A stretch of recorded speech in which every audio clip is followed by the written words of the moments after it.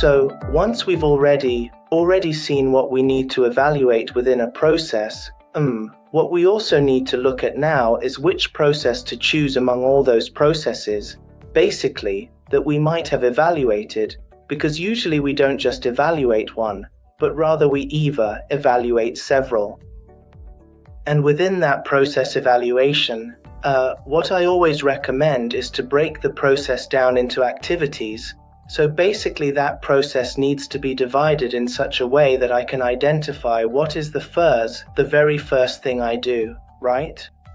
The first thing I do is identify, for example, the SAP application, double-click on SAP, enter X user, enter X password, and the next step is enter a certain transaction. So when I describe basically the process at the moment I want to do an automation, it has to be very thorough. I mean, it has to go into the details of every step I take.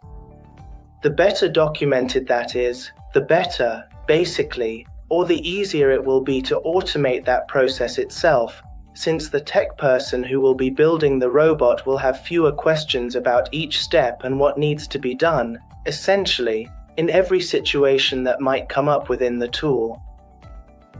So, when I already have all this information in a much more detailed way, I'll also be able to assess the potential for automation.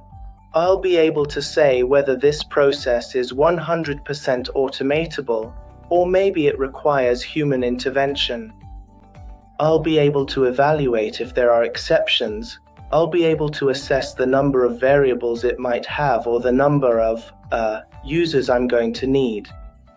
So, based on all that information, I as an analyst or as a company will be able to assess the complexity of each of those processes that I'm evaluating in some way. And on the other hand, it's always important that for each of these processes I'm going to be evaluating, we always take notes, whether with videos or images, because they'll be very useful when it comes time to automate or when we're building the robot.